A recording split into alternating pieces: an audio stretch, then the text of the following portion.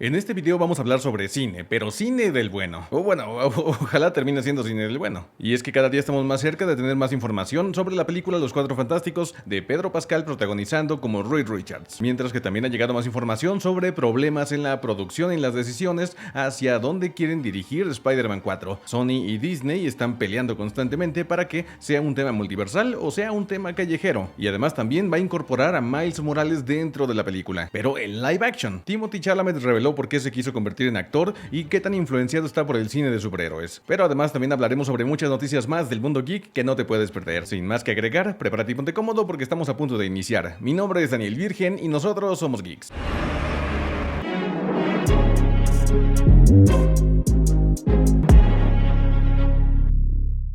Pedro Pascal habla por primera vez sobre Fantastic Four.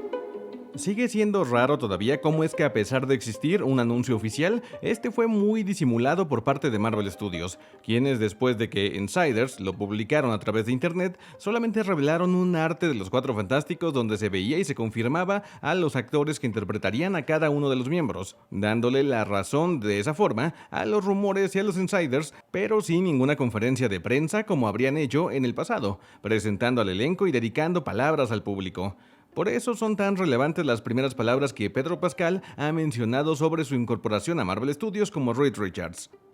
Puedo decirles lo emocionado que estoy, que es mucho. No hay nada más emocionante que estar en un reparto así, con Vanessa Kirby, Ebon Moss-Bachrach, Joe Keane y nuestro director Matt Shakman. Ser invitado a una familia así es increíble y todos queremos hacerlo lo mejor posible y compartirlo con el mundo. Después, el actor que hará de la mole, Ebon Moss-Bachrach, reveló en el show de Jimmy Kimmel que Pedro Pascal creó un chat grupal con todos los actores para comenzar a conocerse y prepararse para la película. Después de todo, esa es la actitud que esperaríamos de Pedro Pascal, un hombre protector y fraternal que mantendría unida a la familia fantástica, y es congruente con lo que Reed Richards haría. Bueno, esto dependiendo de la versión de Reed de la que estemos hablando, pero también nos da indicios de cuál va a ser la dinámica de los actores. Muchos esperan que logren conseguir una química parecida a la que tuvieron los 6 actores encargados de dar vida a los Vengadores, pero ya veremos cómo es que va fluyendo la cosa. Por cierto, Pedro Pascal también da mucho de qué hablar, pues hace unos días fue reconocido con el premio a Mejor Actor en Serie Dramática por The Last of Us, en los premios del Sindicato de Actores, y al parecer no estaba preparado para recibir el premio, pues no creía que fuera a ganar, y subió nervioso y un poco tomado, haciendo reír a todo el mundo con lo buena persona que es. Pedro Pascal, The Last of Us. Incluso Margot Robbie dijo "lo amo". Además, fotógrafos captaron esta icónica fotografía donde Pedro se dirige hacia arriba del escenario y Robert Downey Jr. lo ve al fondo, teniendo en un mismo cuadro a Tony Stark y a Reed Richards, dos de las mentes más poderosas de Marvel Studios. I was completely shocked, and I probably left hundreds of people out that I should thank, particularly not getting a chance to shout out Bella Ramsey, who I wouldn't be able to even have a character without their company, their guidance, and their empathy. So this is for them. Por cierto, Robert Downey Jr. también ganó esa noche, siendo premiado como mejor actor de reparto por su participación en Oppenheimer, llenando de esa forma su camino de premios mientras se dirige a la ceremonia de los Oscar en un par de semanas, donde seguramente va a ganar, porque el premio de los sindicatos de actores es normalmente el mayor indicativo de quiénes son los que van a llevarse los premios en la ceremonia de la Academia. Cillian Murphy también ganó como mejor actor protagonista por Oppenheimer. And the actor goes to Cillian Murphy for Oppenheimer. Oh my god. Okay. Cabe destacar que en ninguna de las categorías en las que estuvo nominada ganó Barbie ni ninguno de los involucrados en ella. Margot Robbie fue nominada como mejor actriz, pero el premio se lo llevó Lily Gladstone por su aparición en la película Asesinos de la Luna. Ryan Gosling también fue nominado como mejor actor de reparto, pero esto se lo terminó llevando Robert Downey Jr. Y todo esto lo están tomando como una antesala de lo que vamos a ver en los premios Oscar, donde puede que Barbie, a pesar de sus múltiples nominaciones, también quede relegada u obtenga pocas premiaciones. Además, Emma Stone tampoco se llevó el premio, algo que podría indicar que podría no llevarse el Oscar a Mejor Actriz por su participación en la película Pobres Criaturas. Además, todo esto va en contra del enorme ruido mediático que se hizo hace algunos meses por la película Barbie. Y podemos sumar cómo es que recientemente el cineasta y documentalista Werner Herzog habló sobre Barbie asegurando que solamente pudo ver 30 minutos y después ya no pudo más. Quería verla porque estaba intrigado, y aún no tengo una respuesta, pero tengo una sospecha. ¿Podría ser que el mundo de Barbie sea un verdadero infierno? En cuanto a la entrada de cine, como público, puedes presenciar el infierno puro lo más cerca posible. ¿Por qué se toma tan en cuenta la opinión de Werner Herzog? Al menos en el mundo del cine, su opinión es respetada gracias a su trayectoria y aportación a la cultura y al lenguaje cinematográfico. Él es el fundador del nuevo cine alemán, mostrando una preferencia constante a los antihéroes en sus largometrajes, siendo además también uno de los pocos cineastas que ha filmado en los 5 continentes. Ganador de Cannes en varias ocasiones, es sorprendente que no haya terminado de ver la película, pero habla de una aversión grande hacia Barbie. Ya veremos cómo continúa el camino de las premiaciones de Barbie. Y finalmente, muchas felicidades a Pedro Pascal y a Robert Downey Jr. Spider-Man 4 está en problemas.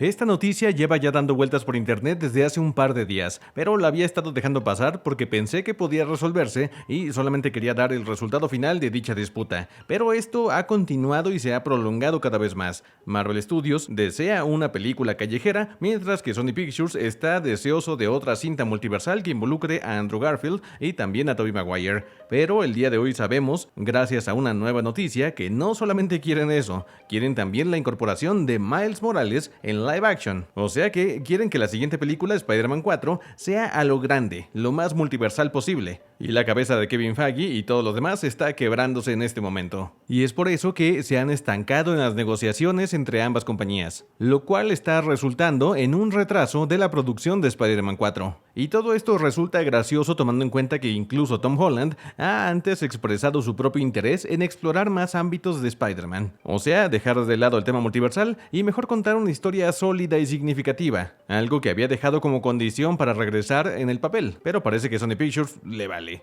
Aunque también debemos tomar en cuenta que el hecho de hacer otra película multiversal no quiere decir que tenga que ser una mala película, o que no pueda tener sustancia o ser significativa. De hecho, Into the Spider-Verse comprobó que eso no es así. Mientras la historia sea guiada por los personajes correctos, no importa la saturación de Spider-Personas que aparezcan, logrando satisfacer de ese lado al marketing y también a los que buscan una buena historia.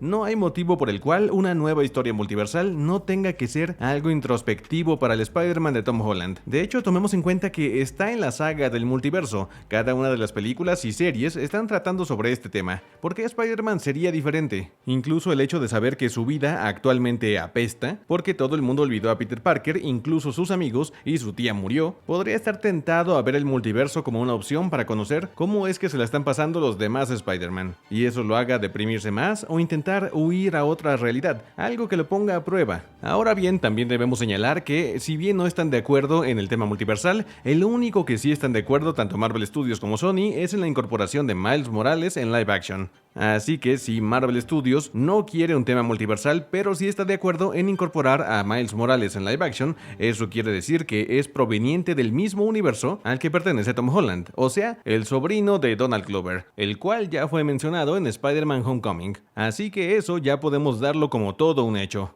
Más vale que se pongan de acuerdo cuanto antes para que esta película no continúe retrasándose cada vez más, pues se supone que llegaría después de Los Cuatro Fantásticos, justamente antes de Avengers 5, pero si no comienzan ahora, no va a quedar tiempo suficiente. Todo esto es lo nuevo que está planeando Marvel Studios.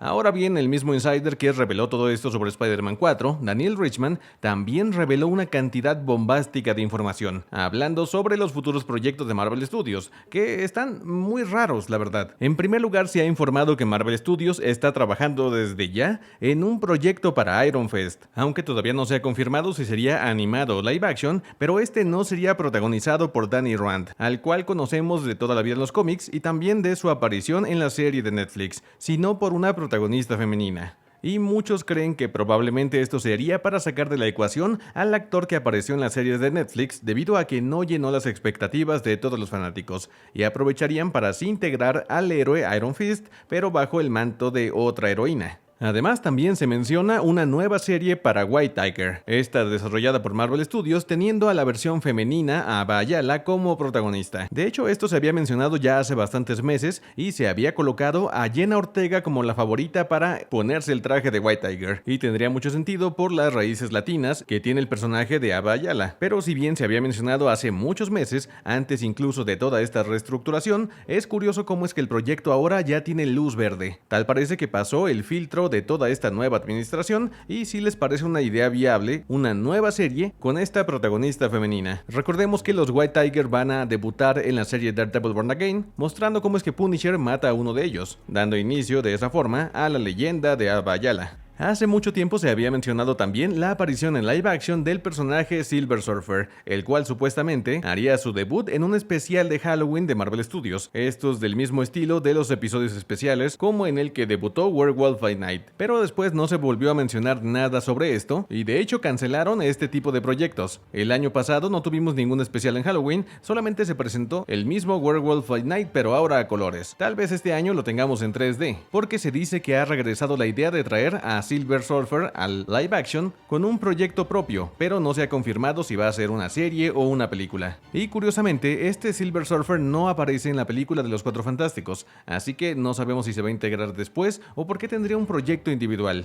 A su vez, podemos sumar cómo es que Sony Pictures en este momento está planeando ya 2 películas animadas, estas inspiradas en el Spider-Verse, y según serían las siguientes. En primer lugar, veríamos una película protagonizada por un personaje femenino, sin revelar cuál de ellos sería, pero tal vez estemos hablando de Silk o del personaje de Gwen Stacy. Y la otra película sería una protagonizada por un villano. Y aquí realmente las posibilidades sí son muy infinitas. Técnicamente podría ser cualquiera, tienen los derechos de todos y cada uno de ellos. Más aún porque tienen la libertad de que sea animado. Pero también se dice que la película del villano podría ser clasificación para adultos. Así que tal vez estemos hablando de algún villano que le pueda sacar provecho a dicha clasificación. ¿Carnage? En fin, la cantidad de proyectos que se vienen es enorme.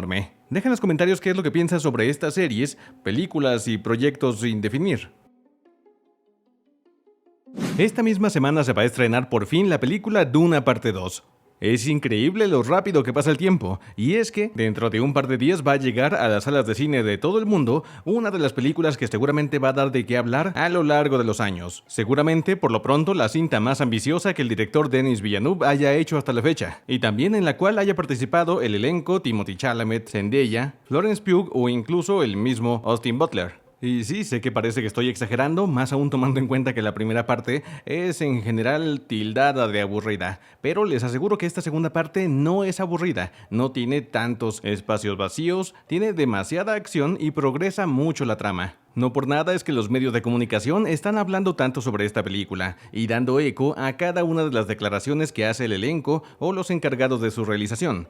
De hecho, recientemente Timothée Chalamet por fin confirmó por qué es que se convirtió en actor, y es increíble saber que lo hizo totalmente inspirado en Christopher Nolan y lo que hizo con El Caballero de la Noche. La influencia del cine de superhéroes tiene mucho peso. Esto lo reveló recientemente hablando sobre Duna y sobre su carrera para The New York Times, pero también ha hablado acerca de que no se involucraría en una película de superhéroes, tal y como se lo aconsejó Leonardo DiCaprio, a menos que el guión sea lo suficientemente bueno. Y es por eso que tanto él como su manager siempre han guiado toda su carrera inspirándose únicamente en la calidad de los guiones. Y eso lo ha llevado a trabajar con grandes directores como el mismo Christopher Nolan, Greta Gerwig y ahora Denis Villeneuve, quien recientemente acaba de hablar acerca de cómo es que la televisión y todo su negocio ha corrompido al cine, y eso le parece nefasto. Las películas han sido corrompidas por la televisión, porque no me interesan en absoluto los diálogos, imagen y sonido puros, ese es el poder del cine. Francamente odio el diálogo. El diálogo es para el teatro y para televisión, no recuerdo películas por una buena frase.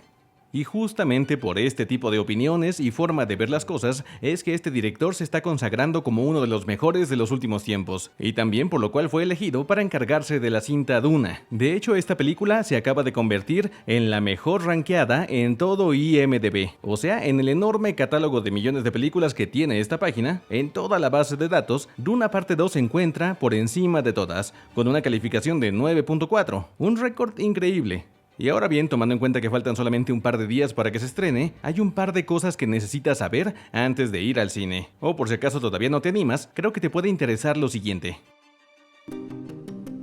Frank Herbert, periodista y consultor ecológico, quien había crecido con todas estas historias, publicó en 1965 una de las obras más trascendentes e importantes del género, Dune, la cual, a pesar de su enorme reconocimiento, no ha logrado incluso al día de hoy, a más de 50 años de su creación, tener la misma popularidad y éxito económico que otras creaciones inspiradas o copiadas, según palabras del mismo creador y de sus seguidores, de su obra, como es el más claro ejemplo, Star Wars de George Lucas. Después de realizar un artículo periodístico de las dunas del Parque Nacional de Oregon de Estados Unidos, Frank quedó absolutamente inspirado. La forma de vivir, la naturaleza, el paisaje, lo llevaron a iniciar con la escritura de su propia novela, llamada Duna. De hecho, inicialmente le habían mandado a hacer un reportaje pequeño sobre dichas dunas, pero investigó y se clavó tanto en el tema que le sobró una cantidad impresionante de material y se perdió en él, olvidándose por completo del artículo y no publicándolo finalmente. 6 años se la pasó investigando y escribiendo mientras su esposa trabajaba y mantenía a la familia. Pero todo valió la pena, porque finalmente la obra le había quedado sumamente extensa, tanto que se alejaba de las otras obras convencionales de ciencia ficción de la época. Y justamente eso es lo que la vuelve tan especial. La historia. En la historia nos habla sobre cómo la humanidad comenzó una guerra contra las máquinas y la tecnología que había cobrado conciencia propia. Una vez que ganó la humanidad sobre la revolución de las máquinas, comenzó una revolución espiritual y espacial que cambió para siempre la historia. Y 10.000 años en el futuro, en esta misma galaxia, un enorme imperio galáctico se apoderó de todo, controlando a la población a través del comercio de la especia, una extraña sustancia que se extrae del planeta Arrakis, el cual también es conocido como Duna. Y esta permite viajar por el espacio y, si se consume, ver el futuro y una vida mucho más larga. Este imperio se divide en grandes casas, con sus propias familias nobles y con costumbres y valores únicos. La casa Atreides, de donde es nuestro protagonista, la casa Harkonnen, quienes son los humanos mutados y malvados, y la casa Corrino, los verdaderos causantes de los problemas en la galaxia y la extracción de especia. También se presentan otros pueblos y familias como los Ben Gesserit, compuesta solamente de miembros femeninos que tienen poderes y habilidades psíquicas que parecen magia para todos los demás, como la voz, un poder cognitivo-conductual que obliga a quien la escucha a obedecer. Los Fremen son las tribus nativas de Arrakis, que saben sobrevivir en el desierto y domar a los grandes gusanos de arena, las bestias más poderosas de la historia que imposibilitan la extracción de especia del imperio. El conflicto empieza cuando la casa Atreides, principales responsables de la extracción de especia de Arrakis, es traicionada y asesinada, quedando solamente algunos sobrevivientes como el príncipe Paul Atreides, su madre y algunos soldados, refugiándose en el desierto y siendo acogido por los Fremen, quienes lo ven como el Mesías, lo entrenan para comprobar estas profecías. Todo esto mientras los Harkonnen se apoderan del negocio e intentan extraer más del desierto, pero se ven imposibilitados por los Fremen y su nuevo Mesías, quien ahora busca venganza por el asesinato de su familia. Cosas únicas. Lo más interesante de todo con Dune es que introdujo conceptos únicos para la ciencia ficción de la época, que hoy en día todavía siguen siendo replicados y utilizados en diversas obras. La lucha de la humanidad en contra de las máquinas pensantes, ubicar la historia en un futuro no muy lejano, la falta de utilización de tecnología es un detalle único que pocas obras han logrado hacer funcionar, pues casi siempre cuando uno piensa en el futuro, piensa en grandes computadoras o elementos tecnológicos muy poderosos, pues aquí todos estos artilugios y vehículos están alejados de esas concepciones, pues la humanidad dejó atrás a las máquinas para concentrarse en su propia evolución. Claro, sí hay tecnología, pero es casi invisible, nunca se nos muestra su funcionamiento.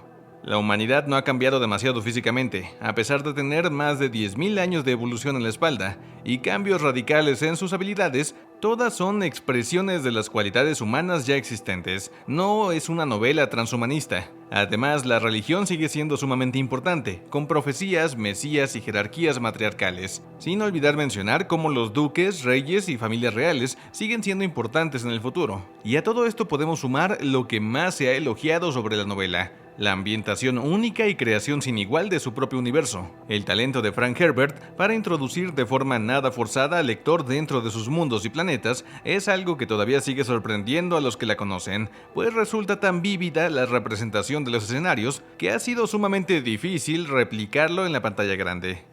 Porque justamente muchas de estas innovaciones en el género y aportaciones únicas son las que no han permitido que la saga sea adaptada de forma óptima al cine u otros medios. En los años 80, diversos directores intentaron llevar a cabo una película sobre la saga, pero sus exigencias creativas eran extraorbitantes. Tomemos como ejemplo a David Lynch o también a Alejandro Jodorowsky. Las películas que fracasaron.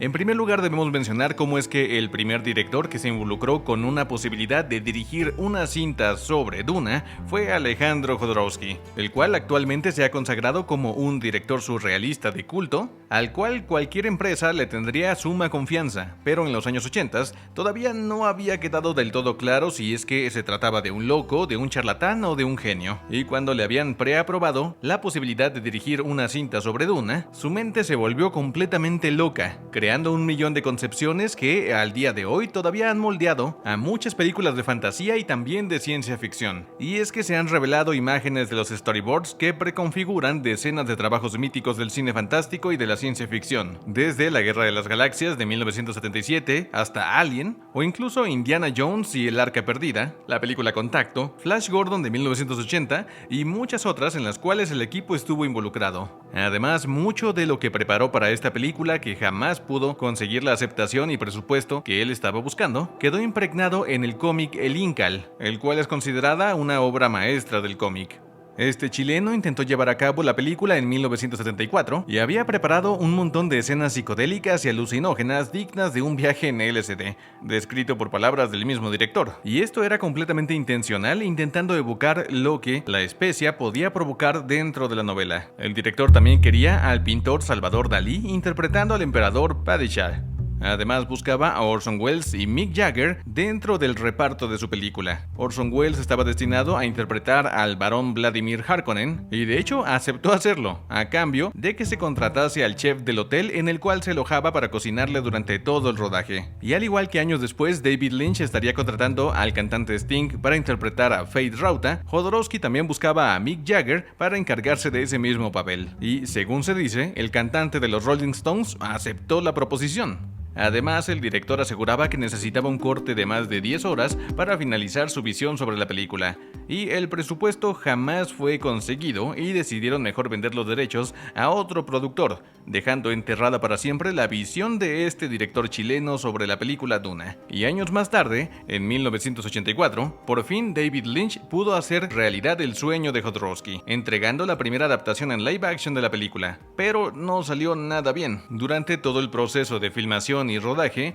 hubo un montón de peleas entre el director David Lynch y el productor Dino De Laurentiis, quien solamente estaba buscando un nuevo bombazo sci-fi al estilo de Star Wars, y buscando reducir el presupuesto, filmaron aquí en México en los estudios Churubusco. Pero incluso aquí hubo un montón de problemas. Incluso el New York Times reportó cómo es que las estadísticas y la logística podrían estar describiendo más una guerra que la elaboración de una película, porque la cantidad de extras que fueron utilizados fue enorme: 53 personajes principales, 20.000 extras, 4 planetas distintos, casi 70 decorados por construir y derribar, 900 hombres y mujeres que han trabajado como parte del equipo en un momento u otro durante el último año, la limpieza exhaustiva de un desierto completo para quitar serpientes, escorpiones y también cada centímetro de cactus. David Lynch odiaba por completo cualquier cosa que le recordase Star Wars, y si algo le recordaba, lo eliminaba por completo, o incluso de cualquier otra película que se haya hecho antes. Fue demasiado ambicioso.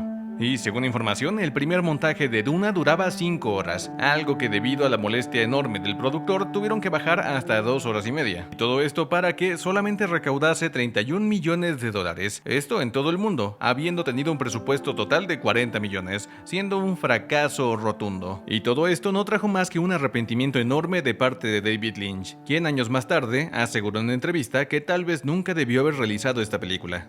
Empecé a venderme en Dune. Mirando atrás, no es culpa de nadie más que mía. Probablemente no debería haber hecho esa película, pero vi toneladas y toneladas de posibilidades para hacer cosas que amaba, y esta era la estructura en la que hacerlas. Y entre tantos problemas, obstáculos, labor creativa y cinematográfica, terminó perdiéndose el mensaje central del libro. De hecho, el autor Frank Herbert llegó a quejarse de que la gente nunca entendió realmente qué es lo que quería contar con esta historia, y la forma en la cual veían a su protagonista. El mensaje principal de la historia. Entre tantos problemas, es muy normal que el mensaje central de la novela haya quedado relegado en su traslación a la gran pantalla. Y es que Paul Atreides es retratado como un héroe, como un líder, como una especie de superhéroe al cual la gente puede seguir devotamente dejando de lado cualquier criterio propio. Y eso hacía enojar mucho a Frank Herbert. Y es que además de hablar sobre la preocupación medioambiental, la revolución contra el imperialismo o las luchas de poder por los recursos naturales, él también intentó impregnar el mensaje de los peligrosos que son los falsos ídolos. Concebí una novela larga, toda la trilogía como un libro sobre las convulsiones mesiánicas que periódicamente nos sobrevienen, demagogos fanáticos, estafadores, los espectadores inocentes y no tan inocentes, todos llevan a tener un papel fundamental en la trama. Pero esto surge de mi teoría de que los superhéroes son desastrosos para la humanidad. Incluso si encontramos un héroe real, lo que sea o quien sea, los mortales falibles eventualmente se van a apoderar de la estructura de poder que siempre surge alrededor de tal líder. La observación personal me ha convencido de que en el área del poder de la política, economía y en su consecuencia lógica, la guerra, la gente tiende a ceder toda capacidad de su toma de decisiones a cualquier líder que pueda envolverse en el tejido mítico de la sociedad. Y justamente por eso es que es tan importante y exitosa esta nueva adaptación creada por el director Denis Villeneuve, pues habiéndose ganado la confianza del estudio Warner varias películas atrás, no tuvo problema para definir un presupuesto ideal para su película, y pudo concentrarse en llevar a cabo el mensaje central del libro y de la novela Duna. Pues recientemente habló acerca de su protagonista, interpretado por Timothée Chalamet, asegurando que conoce muy bien qué es lo que quería lograr Frank Herbert con este personaje.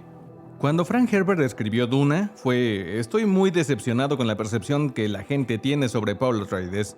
En su opinión, Duna era una advertencia contra las criaturas carismáticas. Pensó que Paul era percibido como un héroe cuando su intención era hacer exactamente lo contrario. Entonces, para corregir esto, escribió Duna Messiah, una especie de epílogo que aclara que no es una historia de victoria, sino una tragedia.